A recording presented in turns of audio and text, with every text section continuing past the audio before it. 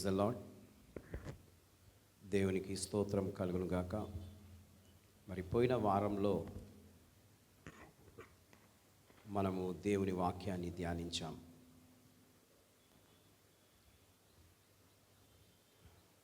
దానికి అంశము నీవు చేయగలవు. అది ఫస్ట్ పార్ట్. దాంట్లో తిరుగుబాటు వచ్చినా నీవు గొప్పవి చేయగలవు,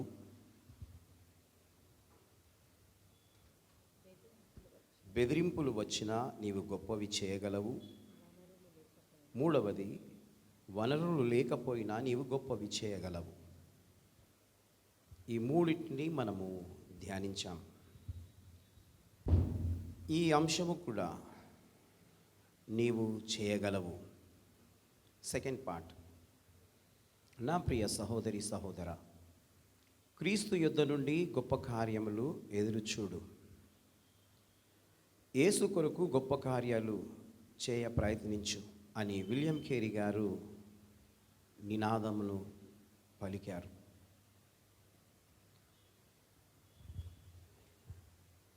యోబు గ్రంథం 27వ అధ్యాయం 5వ వచనం. Job 37th chapter 5th verse. దేవుడు ఆశ్చర్యముగా ఉరుముధ్వని చేయును, మనము గ్రహింపలేని గొప్ప కార్యములను ఆయన చేయును. Praise the lord. మనము గ్రహింపలేని గొప్ప కార్యములను ఆయన చేయును. ఇది బైబిల్ వాక్యం. ఈ లోకంలో ఉన్న అన్ని పనుల కన్నా దేవుని పని,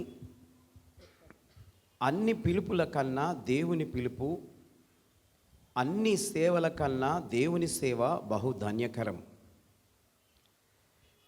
ఈ లోకము అన్ని ఆశలు కోరికలను విడిచిపెట్టి సహించుచు ఉన్నవాడే దైవజనుడు. అయితే అతని ద్వారా దేవుడు గొప్ప కార్యాలు చేయగలడు.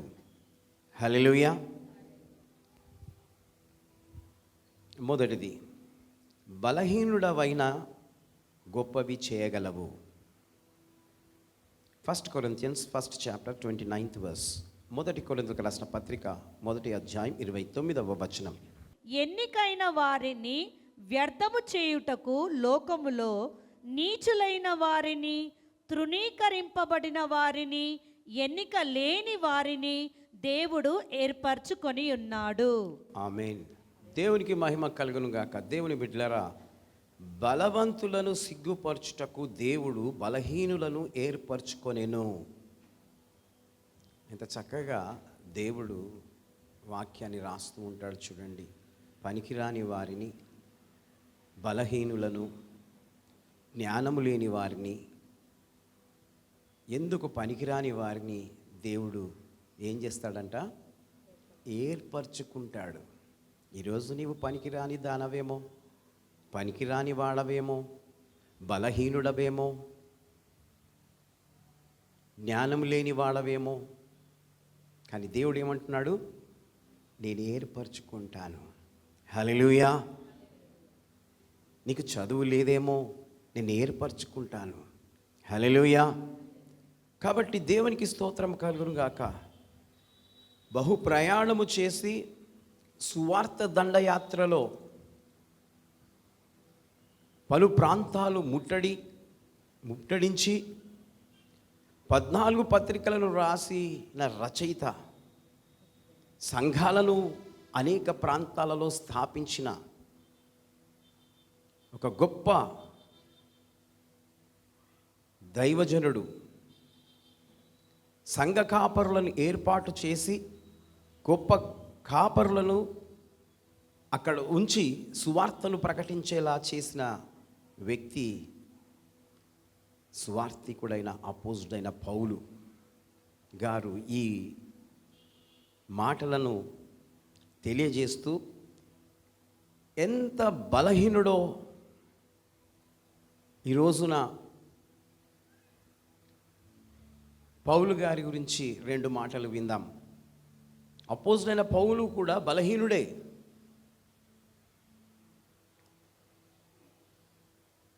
చాలామందికి తెలియదు పౌలు చాలా జ్ఞానం గలవాడేమో, చాలా దేవుని యందు భక్తి గలవాడేమో, చాలా పరాక్రమశాలి అయిన వాడేమో అని ఆలోచిస్తూ ఉంటారు. కానీ బైబిల్ గ్రంథం ఈ విధంగా బోధిస్తుంది. 2 కొరింథీయులకు రాసిన పత్రిక 10వ అధ్యాయం 10వ వచనంలో, అతని పత్రికలు ఘనమైనవియు బలి అయినవి యున్నవి గాని అతడు శరీర రూపమునకు బలహీనుడు, అతని ప్రసంగము కొరగానిదని ఒకడు అన్నను. Praise the lord. అనగా ఈ అపోజిట్ అయిన పౌలు యొక్క శరీరం ఎలాంటిదంట? బలహీనమైనది. ఆయన రూపము కూడా బాగాలేదు. అతను పొట్టివాడు.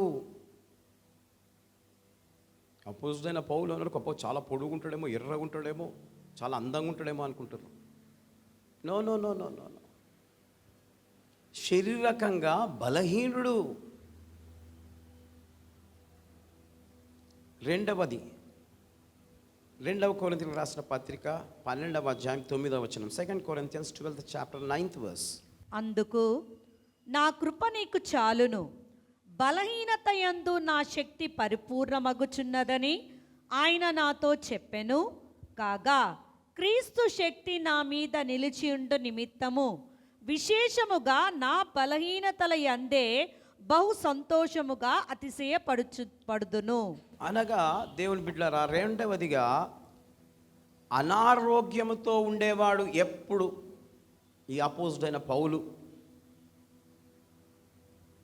అపోజిట్ అయిన పౌలు ఎప్పుడు అనారోగ్య పరిస్థితే, బలహీనుడుగా ఉండేవాడు.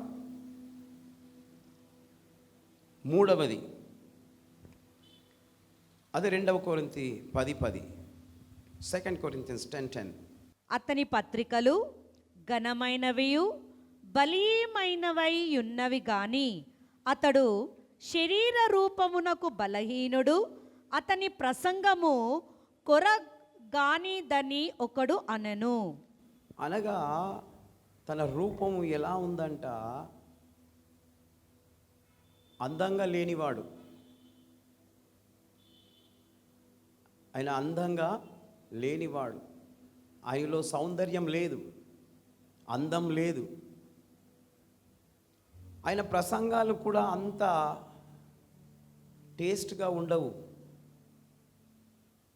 ప్రసంగాలు ఇచ్చేటప్పుడు చాలామంది నా ప్రసంగం బాగుందా, నా ప్రసంగం బాగుందా, నేను చెప్తే బాగా ఉంటుంది, నా ప్రసంగంలో చాలా చమత్కారం ఉంది అని అనుకుంటారు. కానీ అపోజిట్ అయిన పౌలు ప్రసంగంలో ఏం చమత్కారం లేదు. హల్లెలూయా. కానీ సేవ విషయంలో పట్టుదల, పరిగెత్తేవాడు, చురుకుగా ఉండేవాడు. కాబట్టి ఈ రోజున నీవు శారీరకంగా బలహీనుడవేమో, పొట్టివాడవేమో, ఎప్పుడు నీవు అనారోగ్య పరిస్థితిలో ఉంటావేమో, నీకు అందం లేదేమో. దేవుని బిడ్డలారా, దేవుడు ఇవన్నీ చూడడం లేదు. దేవుని కొరకు నీకున్న ఆశను ఆయన చూస్తున్నాడు. హల్లెలూయా. ఎందుకంటే ఆయన పని చేయడానికి నీవు నిలబడుతున్నావు గనక నీ అందచందాలు, ఆస్తి పాస్తులు ఆయనకు అక్కరలేవు. హల్లెలూయా. నీలో ఉన్న కళను, నీలో ఉన్న ఆశను దేవుడు చూస్తూ ఉన్నాడు. కాబట్టి అపోజిట్ అయిన పౌలు గురించి ఈ కొన్ని మాటలు చెప్పడానికి దేవుడు నాకు అవకాశాన్ని ఇస్తూ ఉన్నాడు. ఇటువంటి బలహీనుడైన పౌలు బలవంతుడైన దేవుని చేతిలో పడ్డాడు. అతడు బలమైన సాధనంగా వాడబడ్డాడు. శిష్యులైన వారిలో కొందరు శారీరకంగా బలహీనులే కానీ బలవంతుడైన దేవుని వలన బలవంతులుగా మారి గొప్ప కార్యాలు చేశారు. హల్లెలూయా. దేవునికి మహిమ కలుగునుగాక. దేవుని బిడ్డలారా, ఒక చిన్న సాదృశ్యాన్ని నేను మీతో పంచుకోవాలని ఆశపడుతున్నాను. ఒక కుర్రాడు చిన్నప్పటి నుంచి అతడు బలహీనంగా జన్మించాడు. చాలామంది కూడా చిన్నప్పుడు హార్ట్లో రంధ్రం పడుతుంది, గుండెలో రంధ్రం పడుతుంది. దానికి చాలా కంగారు పడుతూ ప్రార్థనకి ఇక్కడికి తీసుకొచ్చారు. ప్రార్థన చేయడం జరిగింది. అయిన తర్వాత ఆ యొక్క అమ్మాయి కానీ అబ్బాయే కానీ వారికి ఎలాంటి హాని కలగలేదు. వారు పెద్దగా అయ్యేంత వరకు కూడా ఆ రంధ్రం అట్లాగే ఉంది. వాళ్ళు చిన్నగా ఉన్నప్పుడే చనిపోతారేమో అనుకున్నారు, కానీ చావలేదు, ఆ రంధ్రంతోనే బ్రతికారు. ఇంకా బ్రతుకుతూ ఉన్నారు కూడా. సరే, ఇక్కడ కూడా ఈ బాలుడు తరచుగా అనారోగ్య పరిస్థితికి గురవుతూ ఉన్నాడు. యవన ప్రాయంలోనికి వచ్చాడు. అయినా ఆయన బలహీనత, ఆయన యొక్క అనారోగ్యము అతన్ని విడిచిపెట్టలేదు. ప్రతి ఆదివారము దేవుని మందిరానికి తరచుగా వచ్చేవాడు. ఆ బలహీనంగా ఉన్నా కూడా దేవుని మందిరానికి నడుచుకుంటూ వచ్చేవాడు. దేవునికి మహిమ కలుగును గాక, దేవుని ఆరాధన అంతా వినేవాడు. పాటలు పాడుతూ ఉంటే తనకు ఒకలాంటి బాధగా అనుభవిస్తూ ఉండేవాడు. పాటలు పాడుతూ ఉంటే ఒకలాంటి బాధ అతడు అనుభవించేవాడు.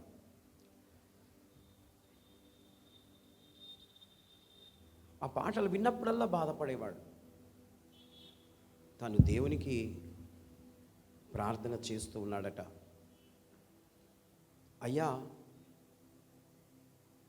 నేను పాటలను కట్టాలి, ఒక రచయితని కావాలి అని చెప్పి తాను 750 పాటలు రాశాడు.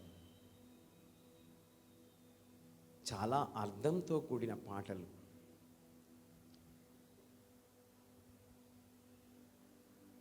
అందులో క్రిస్మస్ పాటలు కూడా రాశాడు. ఆ పాటలు వింటూ ఉంటే ఎంతో ఆనందం, సంతోషం. నేటికిని మనము ఆ పాటలను పాడుతూ ఉన్నాం, ఆనందిస్తూ ఉన్నాం. ఆ రాసిన వ్యక్తి పేరే ఐజాక్ వాట్స్.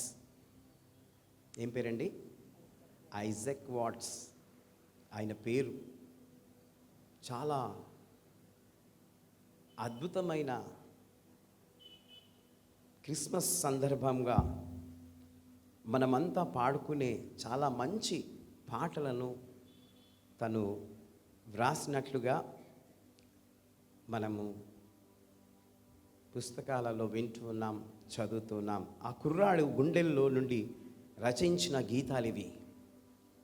కనుక ప్రియమైనటువంటి దేవుని బిడ్డలారా, బలహీనుడైనప్పటికీ తను తన గుండెల్లో ఉన్న బాధను తొలగించుకోగలిగాడు ఆ పాటల ద్వారా. అందరిలా అన్ని పనులు చేయలేకపోయినప్పటికీ దేవుని కొరకు ఏదైనా చేయాలని ఆశ తను కలిగి ఉన్నాడు. తనలో ఉన్న తపన అతనిలో ఉండింది. దేవుని చేతిలో పడ్డాడు. అద్భుతంగా దేవుని కొరకు ఆయన గొప్ప కార్యాన్ని చేశాడు. హల్లెలూయా. నిజమే దేవుని బిడ్డలారా, దేవుడు ఇలాంటి అద్భుతాలను, ఆశ్చర్య కార్యాలను నీ పట్ల కూడా చేయాలని ఆశపడుతూ ఉన్నాడు. నీవు దేవుని కొరకు ఏ పనైతే చేయాలి అని అనుకుంటున్నావో, దేవుని కొరకు నేను ఈ విధంగా వాడబడాలి అని నువ్వు అనుకుంటున్నావో, దేవుడు ఖచ్చితంగా నీ కోరికలను సఫలపరుస్తాడు. నా ప్రియ సేవకులారా, దైవజనులారా, నీవు శారీరకంగా బలహీనంగా ఉన్నావా? అంగవైకల్యమా? చూడడానికి కళ్ళు లేవా? చదవలేని వాడవా, దానవా? బాధపడుతున్నావా? ఎంతోమంది బలహీనమైనప్పటికీ బలవంతుడైన దేవుని చేతిలో పడి గొప్ప కార్యములను చేశారు. నువ్వు ఏ స్థితిలో ఉన్నా నీ జీవితాన్ని యేసుకు అప్పగించుకో. బలమైన సాధనంగా దేవుడు నిన్ను కూడా వాడుకుంటాడు. 2 తిమోతి రాసిన పత్రిక 2వ అధ్యాయం 1వ వచనం. 2 తిమోతి 2nd చాప్టర్ 1st verseలో దేవుడు ఈ విధంగా మన కొరకు రాసి పెట్టాడు. నా కుమారుడా, నా కుమారుడా, క్రీస్తు యేసునందున్న కృపచేత బలవంతుడవు కమ్ము. బలవంతుడవు కమ్ము. హల్లెలూయా. చూడండి, నా కుమారుడా, నా కుమార్తె, క్రీస్తు యేసునందున్న కృపచేత బలవంతుడవు కమ్ము అని అంటా ఉన్నాడు. మనకు బలహీనంగా ఉన్నామని నీవు అనుకుంటున్నావేమో. దేవుడు అంటున్నాడు, ఈ రోజున నీవు బలవంతుడవు అవ్వాలి, కమ్ము అని అంటున్నాడు. కాబట్టి దేవునికి స్తోత్రం. దేవుడు బలహీనులను ఈరోజు బలవంతులుగా చేయడానికి సిద్ధపడుతూ ఉన్నాడు. అనగా నీలో నుండి గొప్పవి చేయగలడు. 2వది, అపజయము కలిగిన గొప్పవి చేయగలవు. యోహాను సువార్త 21వ అధ్యాయం 3వ వచనం. John 21st chapter 3rd verse. సీమోను పేతురు, నేను చేపలు పట్టబోదునని వారితో అనగా, వారు, మేమును నీతో కూడా వచ్చెదమనిరి. వారు వెళ్ళి దోణి ఎక్కిరి, కానీ ఆ రాత్రి ఏమీయూ పట్టలేదు. Praise the lord. శిష్యులు రాత్రంతయు వల వేసి ఒక్క చేపను కూడా పట్టలేదు, దొరకలేదు అని వారు నిరుత్సాహంతో ఉంటూ ఉన్నారు. కొన్నిసార్లు అపజయము ఆవరించుకొని ఉంటుంది. అప్పుడు ఏం జరుగుతుందనంటే జరగరాని సంఘటన జరుగుతుంది. ఎందుకు అనంటే అపజయము ఆవరించుకొని ఉంది కాబట్టి. అపజయము ఆవరించినట్లు మనకు తెలియదు. అప్పుడు జరగరాని సంఘటన జరిగిపోతుంది. దేవునికి స్తోత్రం. ఇక్కడ రాత్రంతయు వారు చేపలు పడుతూ ఉన్నారు, కానీ ఒక్క చేప కూడా వారికి దొరకలేదు. ఎవరికండి? శిష్యులకు. అప్పుడు వారు నిరుత్సాహపడ్డారు. ఏంటి, రాత్రంతా మేము ఇంత ప్రయాసపడ్డాము, ఒక్క చేప దొరకలేదు. దేవునికి స్తోత్రం. యేసు ప్రభుల వారు అక్కడికి రావడం జరుగుతుంది. రాత్రంతా మీరు ప్రయాసపడ్డారా? సరే, మీ వలను ఒకసారి కుడివైపునకు విసిరండి అని అంటాడు. దేవునికి స్తోత్రం కలుగును గాక. అనగా దేవుని యొక్క మాటకు లోబడితే, దేవుని మాటను వింటే దేవుని యొక్క శక్తి ఎలా పనిచేస్తుందో చూడండి. దేవుని యొక్క శక్తి ఏ విధంగా పనిచేస్తుందో వాక్యంలో మనము చూద్దాం. యోహాను సువార్త 21వ అధ్యాయం 11వ వచనం. సీమోను పేతురు దోణి ఎక్కి వలను దరికి లాగెను. అది 183 గొప్ప చేపలతో నిండి ఉండెను. Praise the lord. యేసు మాట ప్రకారము కుడి వైపున వేయగా 153 చేపలు పట్టిరి. చూడండి, యేసు ప్రభు మాటను వారు శ్రద్ధగా విన్నారు. ఈరోజు నీవు వింటే దేవుడు నీకు చేపలను ఇస్తాడు. హల్లెలూయా. అనగా మనుషులను ఇస్తాడు. నువ్వు వాక్యం చెప్తే వారు రక్షించబడతారు. నీవు చెప్పరాని స్థలంలో చెప్తున్నావేమో, అక్కడ మారరు.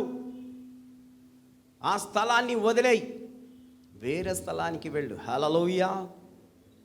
దేవుడు అక్కడ నీకు మనుషులను ఇస్తాడు. నీవు చెప్పే వాక్యము వారి మధ్యలో నీరు గడుతుంది, వారు రక్షింపబడతారు. ఇక్కడ యేసు ప్రభుల వారు అదే ప్రకారము ఆ శిష్యులకు చెప్పాడు. మీరు ఎడమ పక్కలో వేశారు వల, కానీ అక్కడ ఏమీ దొరకలేదు. కుడివైపునకు వెయ్యండి అనగానే కుడివైపునకు వేయగానే 153 చేపలు పడ్డాయి. ఆ వలను వాళ్ళు లాగలేకపోయారని వాక్యంలో మనము చూడగలుగుతున్నాం. నిజమే దేవుని బిడ్డరా, దేవుని మాటకు మనము లోబడితే అద్భుతాలను చూడగలం. అమెరికా దేశంలో 20వ శతాబ్దంలో నెలకు 10 లక్షలు డాలర్లతో డబ్బును సంపాదించే వ్యక్తి ఉన్నాడు. ఆ సంపాదన అంతా వదిలేసి, అనగా 4 crores నెలకు సంపాదించేవాడు. తన ఆదాయం అంతా వదిలేసుకొని తాను దేవుని వైపు చూసి ప్రార్థిస్తూ ఉండగా దేవుడు అతనికి భారతీయుల మధ్యలో వెళ్ళి సేవ చేయాలని చూయించాడు. దేవుని మాటకు లోబడాలి, దేవుని మాటకు విధేయత చూయిస్తే దేవుడు ఖచ్చితంగా నిన్ను కూడా వాడుకుంటాడు. ఈ అమెరికా దేశంలో నుండి తాను భారతదేశానికి వచ్చి కన్నీటి ప్రార్థన తాను చేస్తూ ఉన్నాడు. కన్నీటి ప్రార్థన చేస్తూ ఉన్నాడు. చేస్తూ ఉండగా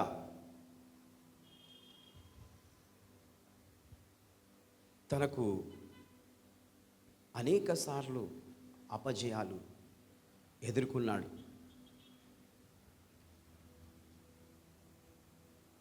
అతడు అనేక స్థలాలలో సువార్తను ప్రకటిస్తూ చక్కటి పేరును తాను సంపాదించాడు. ఈ భారతదేశంలో 10 కోట్ల మందికి సువార్తను ప్రకటించాడు. చప్పట్లు, హల్లెలూయా. 10 కోట్ల మందికి సువార్తను ప్రకటించాడు.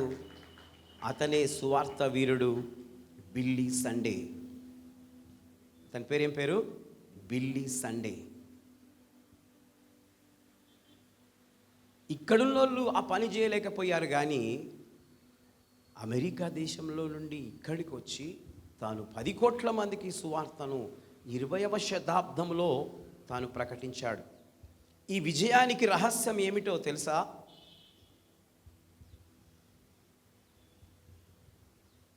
మొదటిది, ప్రతిరోజు 15 నిమిషాలు దేవునితో మాట్లాడు నివ్వు. దేవుడు నీతో మాట్లాడనివ్వు. అనగా నువ్వేం చేయాలి? బైబిల్ చదవాలి, అప్పుడు దేవుడు మాట్లాడతాడు. రెండవది, ప్రతిరోజు 15 నిమిషాలు దేవునితో మాట్లాడు. నువ్వేం చేయాలి?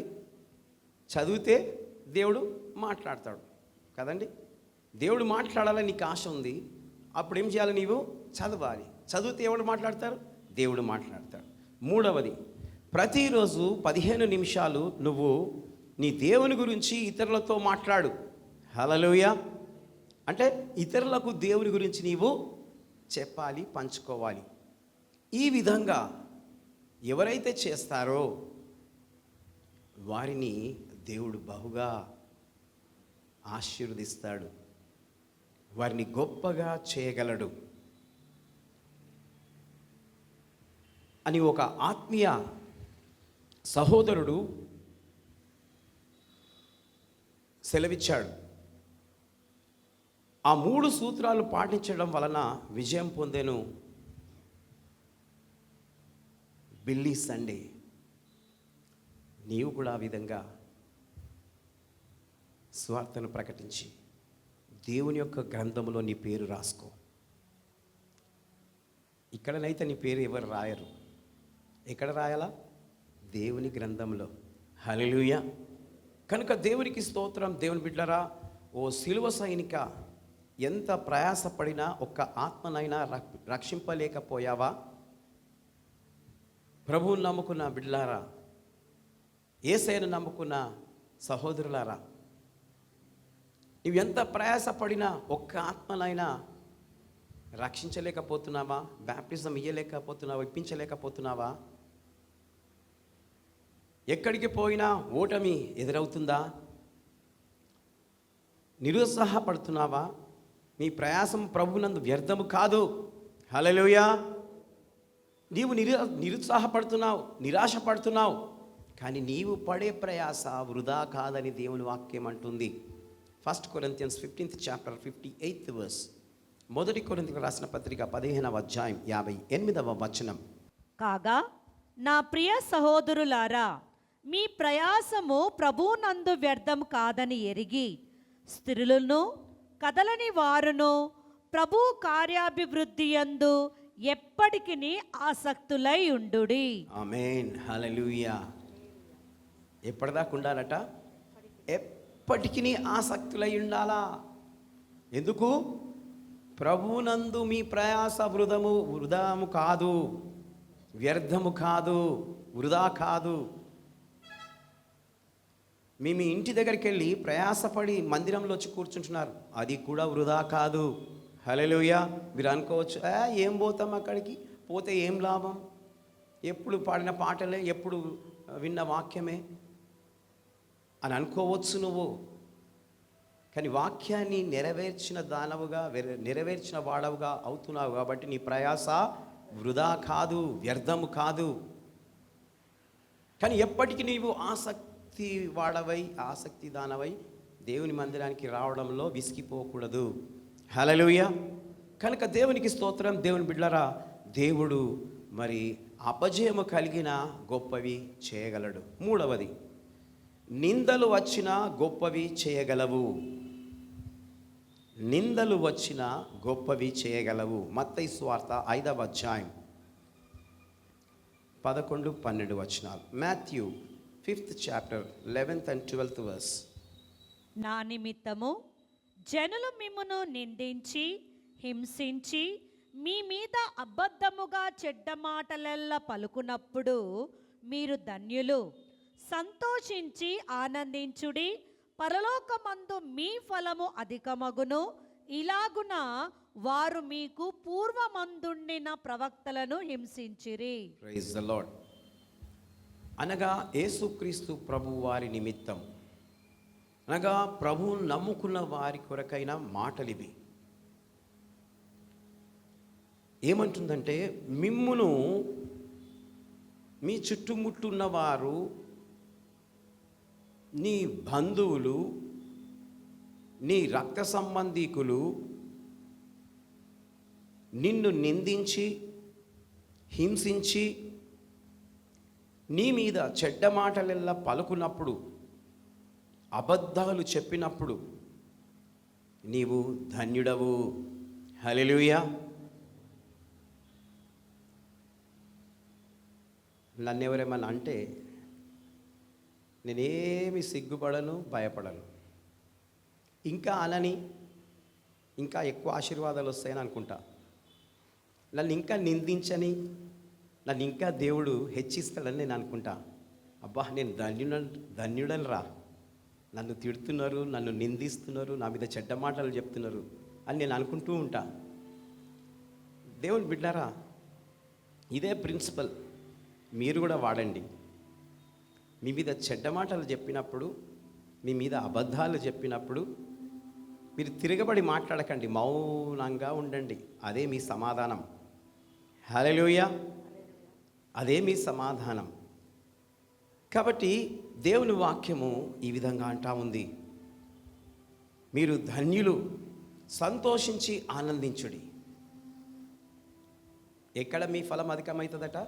పరలోకమందు మీ ఫలము అధికమగును అని వాక్యంలో ఉంది. కాబట్టి ఏం దిగులు పడకండి, భయపడకండి. నన్ను ఇట్లా అన్నారు కదా, నన్ను ఇట్లా అన్నది కదా, ఇట్లా అన్నాడు కదా అని ఏమి బాధపడకండి. మనసులో కూడా పెట్టకండి, దేవునికి అప్పచెప్పండి, సంతోషంగా దేవుని పని చేయండి. హల్లెలూయా. ఈరోజు నీవు దుఃఖపడుతున్నావేమో, రేపు ఆనందాన్ని దేవుడు నీకు ఇవ్వబోతున్నాడు. ఈరోజు బలహీనుడుగా ఉన్నావేమో, దేవుడు నీకు బలాన్ని ఇవ్వబోతున్నాడు. దేవునికి స్తోత్రం. మరి ఒక ప్రవక్తను చూసుకుందాం. దిక్కులేని వాడని చేరదీసి ఇంట్లో చేర్చుకుంటే, నా ఇంటి మీద పెత్తనం ఇస్తే ఇంతటి దారుణానికి తెగబడతాడా?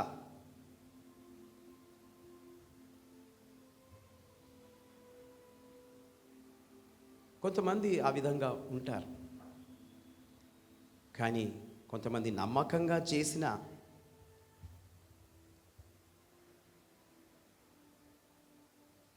నిందలు వస్తాయి.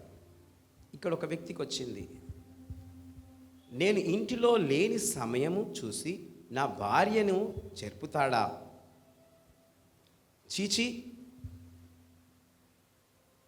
ఇట్టి పాపాత్ముడు నా ఇంట్లో ఉండరాదు, అతనికి శిక్ష పడాలి, ఆ కుర్రాడిని జైలు పాలు చేయాలి అని తలంచి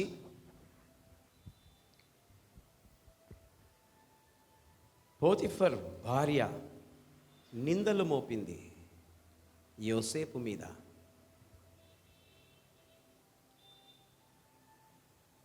అయితే ఇంకా తప్పించుకోవడానికి ఆమె రకరకాలైన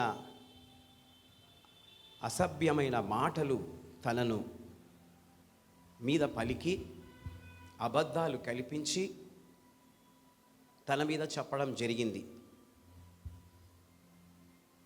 అక్కడ ఊరివారు, గ్రామస్తులు వాళ్ళందరూ అతనిని నీచంగా చూశారు. అతని మీద ఇలాంటి పని చేస్తావా, ఇంత మంచిగా కనబడుతున్నావు చూడడానికి అని తనను చెడ్డగా తన మీద కూతలు కూశారు. ఈ నిందలను భరించిన ఆ కుర్రాడు మౌనమే సమాధానం. హల్లెలూయా. ఆ యోసేపు అనే కుర్రాడు ఏం చేశాడండి? దీనికి మౌనమే సమాధానం. నేను చేయలేదు కూడా అనలేదు, నేను ఆ పని చేయలేదు అని కూడా అనలేదు. అసలు మౌనంగా ఉన్నాడు. తన భార్యనే తన మీద మాట్లాడుతూ ఉంది. తను ఏ పాపము చేయలేదు, నిరూపించుకోవడానికి కూడా ప్రయత్నం చేయలేదు. తనకు తెలిసిందల్లా ఒక్కటే, తాను ఏ తప్పు చేయలేదు. అవునండి, తప్పు చేయకపోయినా తప్పు పడుతుంది. అప్పుడు నమ్మిన నీవు ఏమనుకోవాలి అంటే, దేవుడు నాకు తోడై ఉన్నాడు. హల్లెలూయా. ఈ యోసేపు అనే కుర్రాడు దేవుడు నాకు తోడై ఉన్నాడు అని తలంచాడు. తను జైల్లో వేశారు, వేసినప్పటికీ దేవుణ్ణి స్తుతించాడు. హల్లెలూయా. ఎందుకండి? దేవుడు తనలో ఉన్నాడు కాబట్టి, తనను ఎవరూ రక్షించలేరు కాబట్టి, తను అక్కడ ప్రార్థన చేస్తూ దేవుణ్ణి ఆరాధిస్తూ తీస్తూ ఉంటే ఆ జైల్లో ఉన్న వాళ్ళు కూడా ఈయన తట్టు అయిపోయారు. హల్లెలూయా. ఈయనను చూసి కొన్ని నేర్చుకుంటూ ఉన్నారు వాళ్ళు. ఈయనలో దేవుడున్నాడు, ఈయనకు దేవుని యందు భయభక్తులు ఉన్నాయి కాబట్టి ఇతడు ఎలాంటి నేరము చేయలేదు, అన్యాయంగా ఇతని మీద శిక్ష విధించారు అని ఆ తోటి వారు కూడా గమనించారు. కొన్నాళ్ళు ఆ నిందలు అవమానాలు భరించక తప్పలేదు. ఆ యోసేపు ఆ ఐగుప్తు దేశంలో ఫరోకి వచ్చిన కలభావము ఎవరు చెప్పలేకపోయారు. అప్పుడు యోసేపును వెతుకుతూ ఉన్నారు. యోసేపు ఎక్కడున్నాడండి? జైల్లో ఉన్నాడు. అతను పిలిపించారు. నీవు కలభావము చెప్పగలవా? రాజుకు ఒక కల వచ్చింది, ఆ కలభావాన్ని చెప్పగలవా? దేవుని సహాయము చేత యోసేపు ఆ కలభావాన్ని వివరించాడు ఆ రాజుకు. హల్లెలూయా. ఎంతోమంది మంత్రులు ఉన్నారు, మంత్రజ్ఞులు చేసేవారు ఉన్నారు, కానీ ఎవ్వరూ చెప్పజాలకపోయారు. కేవలం యోసేపు మాత్రమే చెప్పగలిగాడు. దేవుడు ఆ నిందలకు బదులు అతనిని ప్రధానమంత్రిగా చేశాడు ఐగుప్తు దేశానికి. హల్లెలూయా. దేవుని బిడ్డలారా, ఈ రోజున నీవు నిందలు అనుభవిస్తున్నావేమో, భర్తతో నిందలు అనుభవిస్తున్నావేమో, నీకు ఆయనున్నాడు ఈయనున్నాడు అని అంటున్నారేమో, ఎవరితో మాట్లాడితే తప్పుగా భావిస్తున్నారేమో, లేకపోతే భర్తల మీద భార్యలు నిందలు మోపుతూ నీకు ఆమెతో మాట్లాడుతున్నావు, ఆమె ఉందేమో ఈముందేమో అని అనుకుంటున్నారేమో. ఈ రోజున దేవుడు సూటిగా నీతో మాట్లాడుతున్నాడు. నీవు పాపము చేస్తే సరి చేసుకో, పాపము చేయకపోతే దేవుడు నీకు తోడై ఉన్నాడు. హల్లెలూయా. అంత పోతీఫర్ భార్యను చెరిపిండని చెప్పి నింద మోపితే యోసేపు ఏమయ్యాడండి? ప్రధానమంత్రిగా దేవుడు అతన్ని చేసినట్లుగా వాక్యంలో మనము చూడగలుగుతున్నాం. అతి చిన్న వయసులోనే నియమించబడటం అంత గొప్ప విషయం. హల్లెలూయా. అనగా గొప్ప చేయగలడు దేవుడొక్కడే. అది ఆదికాండము 39వ అధ్యాయం మొదటి 23 వచనాల్లో రాయబడ్డది. అదేవిధంగా 41వ అధ్యాయం మొదటి 46 వచనాలలో ఈ వాక్యము వ్రాయబడి ఉంది.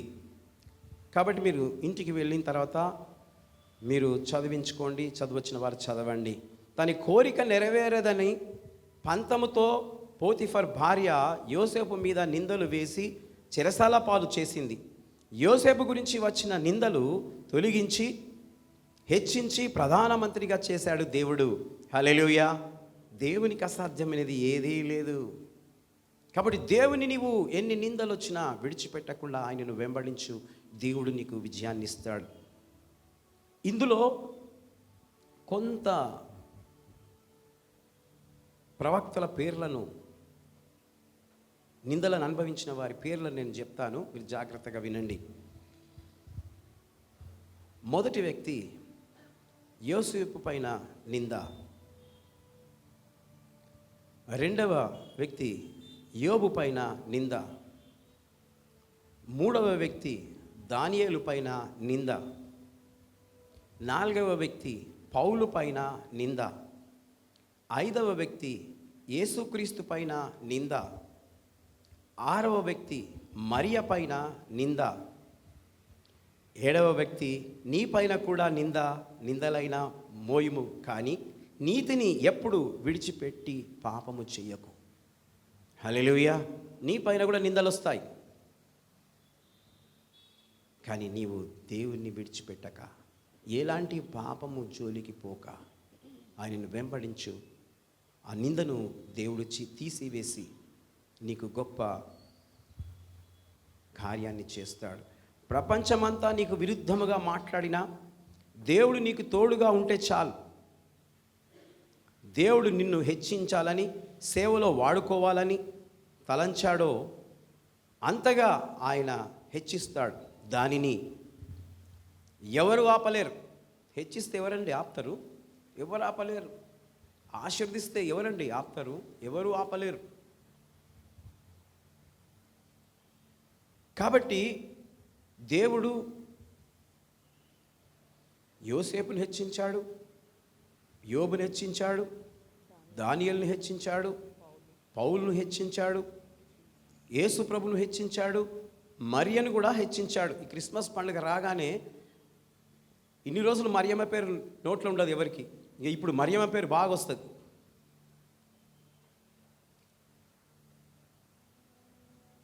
కాబట్టి దేవునికి స్తోత్రం కలుగును గాక. అదే విధంగా నీవు నిందలను అనుభవిస్తున్నావేమో, ఈ సంవత్సరంలో ఎన్నోసార్లు నీకు నిందలు వచ్చాయేమో. దేవుడు నిన్ను కూడా, నీకు కూడా అలాంటి ఘనతను ఆయన ఇస్తాడు. నిందలకు కునిగిపోక దేవుడిచ్చిన పనిని, సేవను, నీ కుటుంబమును నమ్మకంగా కొనసాగించుము. నీ నిందలన్నీ ఆవిరైపోతాయి. హల్లెలూయా. 4వది, నష్టము జరిగినా గొప్పవి చేయగలవు. నష్టము జరిగినా గొప్పవి చేయగలవు. ఫిలిప్పీలకు రాసిన పత్రిక 3వ అధ్యాయం 11వ వచనం. Philippians 3rd chapter 11th verse. ఆయన మరణ విషయములో సమానుభావము గలవాడనై ఆయనను, ఆయన పునరుత్థాన బలమును ఎరుగు నిమిత్తమును, ఆయన శ్రమలో పాలివాడునగుట ఎట్టిదో ఎరుగు నిమిత్తమును సమస్తమును నష్టపరుచుకొని వాటిని పెంటతో సమానముగా ఎంచుకొనుచున్నాను.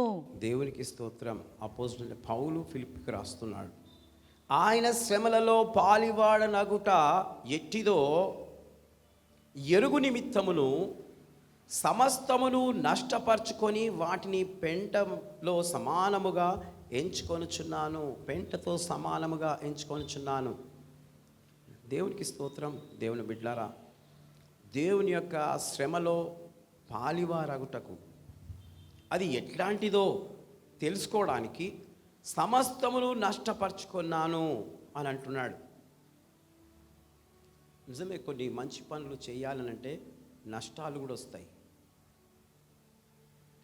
నష్టాలు వచ్చినంత మాత్రాన మనము బెదిరిపోకూడదు, జడియకూడదు. నష్టాలు వచ్చినప్పటికీ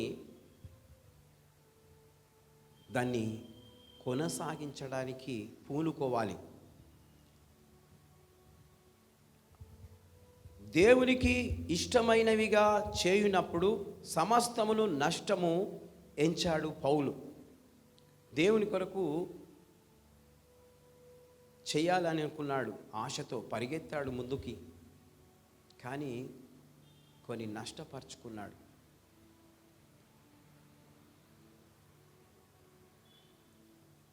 జీవన పద్ధతి ద్వారా వచ్చే లాభములను నష్టముగా భరించారు శిష్యులు కూడా.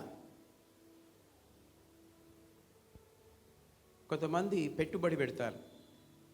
వాళ్ళు ఏమి ఆశిస్తారనంటే, దీనికి రెట్టింపు నాకు లాభం రావాలి, రెట్టింపు నాకు లాభం రావాలి, నేను ఖర్చు తీసేయంగా నాకు లాభం రావాలి అని అనుకుంటుంటారు. బిజినెస్ ఎవరు చేసినా ఈ పద్ధతిని వాడుతూ ఉంటారు. కొన్నిసార్లు కొంతమందికి నష్టం జరుగుతుంది. నష్టం జరిగినప్పుడు దుకాణం బంద్ చేసుకోవాలనా? దుకాణాన్ని కొంతమంది బంద్ చేసుకుంటారు. ఎందుకు అని అంటే, పోయిన నష్టాన్ని తిరిగి అందులో సమకూర్చి పెట్టాలంటే వీళ్ళ దగ్గర లేదు డబ్బు. కాబట్టి అది మూసుకోవడము మంచిదే. కానీ ఆశ కలిగి నేను పైకి రావాలి అనుకున్న వ్యక్తి నష్టము జరిగినా దానిని భరించి మళ్ళీ కొంచెము అప్పు తెచ్చి మళ్ళా పెట్టి దాన్ని నడిపేలా తెరిచి పని చేయాలి. అప్పుడు ఆ బిజినెస్ వరదిల్లుతుంది. కాబట్టి ఇక్కడ శిష్యులు కూడా దేవుని పనికి వాళ్ళు సమకూర్చి తీసుకొచ్చుకున్న డబ్బును కూడా అందులో పెట్టారు, కానీ నష్టపోయారు. దేవుని కొరకు పెట్టారు, నష్టపోయారు. కానీ వీళ్ళకు ఒక నమ్మకం ఉన్నది. ఏంటి అని అంటే, దేవుడు ఖచ్చితంగా నన్ను హెచ్చిస్తాడు, నా నిందలను తొలగిస్తాడు, నా అవమానాన్ని తొలగిస్తాడు, ఈరోజు లేకపోయినా నేను రేపు పైకి వస్తాను అన్న ఆశతో ఏ వ్యక్తి అయితే ఉంటాడో ఆ వ్యక్తిని, ఆ విశ్వాసిని దేవుడు ఖచ్చితంగా తాను నిందలను తొలగించి గొప్ప లాభాన్ని వారికి అనుగ్రహిస్తాడు. మత్తయి సువార్త 19వ అధ్యాయం 29వ వచనం. Matthew 19th chapter 29th verse. ఇక్కడ చూడండి ఎంత చక్కగా మాట్లాడి వేటిని మరి విడిచిపెడతారో. నా నామము నిమిత్తము అన్నదమ్ములనైనను అక్క చెల్లెలనైనను తండ్రినైనను తల్లినైనను పిల్లలనైనను భూములనైనను ఇళ్ళనైనను విడిచిపెట్టిన ప్రతి వాడును 100 రెట్లు పొందును. ఇదిగాక నిత్య జీవమును స్వతంత్రించుకొనును. ఆమేన్, హల్లెలూయా. చూడండి బైబిల్ వాక్యము ఎలా మాట్లాడుతుందో. యేసయ్య నిమిత్తము ఎవరెవరిని వదిలేయాలట? అన్నదమ్ములను, అక్క చెల్లెళ్ళను, తల్లిని, తండ్రిని, పిల్లలను, భూములను, ఇండ్లను విడిచిపెట్టిన వారే 100% ఫలిస్తారు. అదియూ కాకుండా అందులో నిత్య జీవము దేవుడు అనుగ్రహిస్తున్నాడు. కాబట్టి దేవుని బిడ్డారా, క్రీస్తు పరిచర్యలో అడుగుపెట్టిన శిష్య బృందమునకు ఆస్తి నష్టం, పరువు నష్టం, ప్రాణ నష్టం జరిగినా వారు గొప్ప కార్యాలు చేశారు. ఏమేం జరిగిందంటే శిష్యులకి ఆస్తి నష్టం జరిగింది, పరువు పోయింది, సిగ్గు వచ్చింది, అవమానము కలిగింది, నిందలు వచ్చినాయి, నష్టం జరిగింది. అయినా కూడా వారు క్రీస్తు పరిచర్యను ఆపకుండా కొనసాగిస్తూ ఉన్నారు. కాబట్టి దేవుడు వారి పట్లుండి గొప్ప కార్యాలను చేసినట్లుగా వాక్యం చెప్తూ ఉంది. హెబ్రీలోకి రాసిన పత్రిక 11వ అధ్యాయం 36, 37, 38 వచనాలలో ఇవి వ్రాయబడి ఉన్నాయి. కొన్నిసార్లు క్రీస్తు నిమిత్తము నష్టముగా ఎంచుకున్న సందర్భాలు ఒకవైపు అయితే, సాతాను వలన జరిగే నష్టము మరొక వైపు ఉంటుంది. చూడండి, ఒకవైపేమో క్రీస్తు కొరకైన నష్టం ఉంటుంది, ఒకవైపేమో సాతాను వలన జరిగే నష్టము మరొక వైపు ఉంటుంది.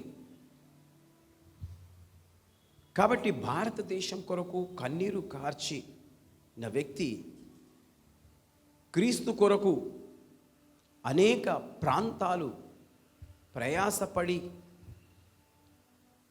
బహుసేవ చేసిన వ్యక్తి, ఈ యొక్క న్యూస్ పేపర్ను స్టార్ట్ చేసిన వ్యక్తి,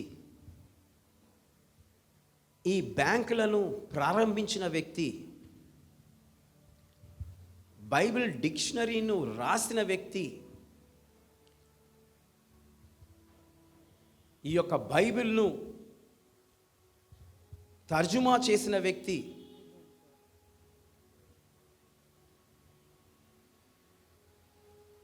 ఈ యొక్క భర్త చనిపోతే భార్యను కాల్చేసినప్పుడు పోరాడి ఆ విధంగా చేయకూడదు అన్న వ్యక్తి,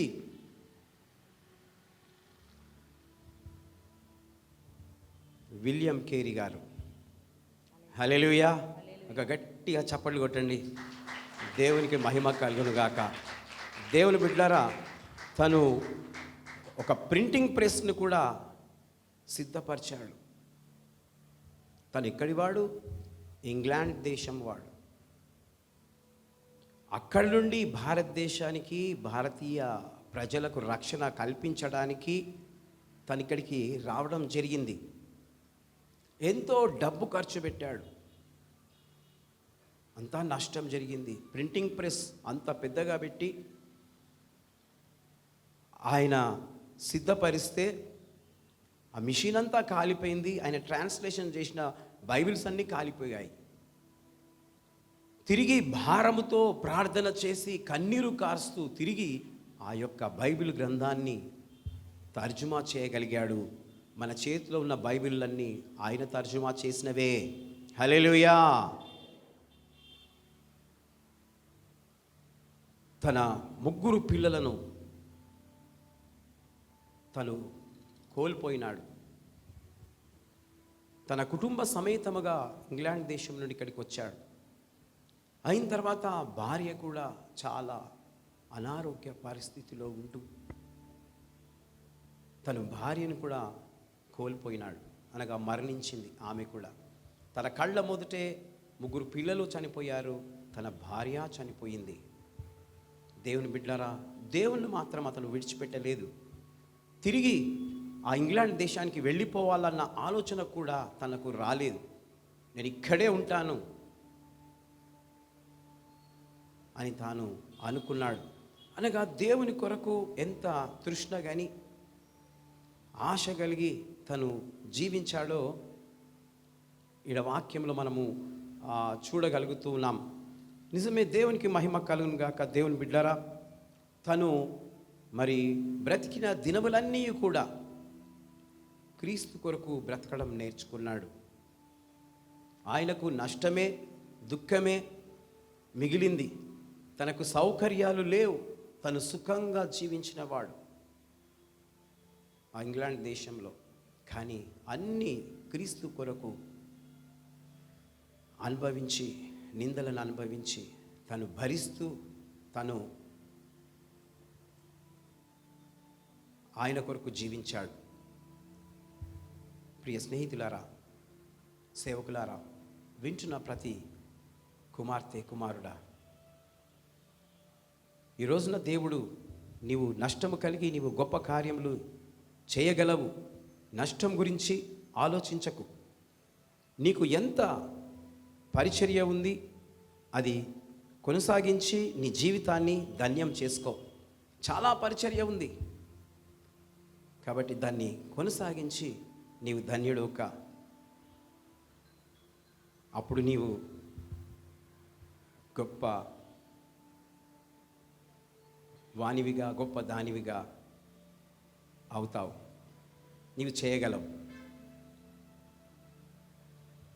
ఈ రోజున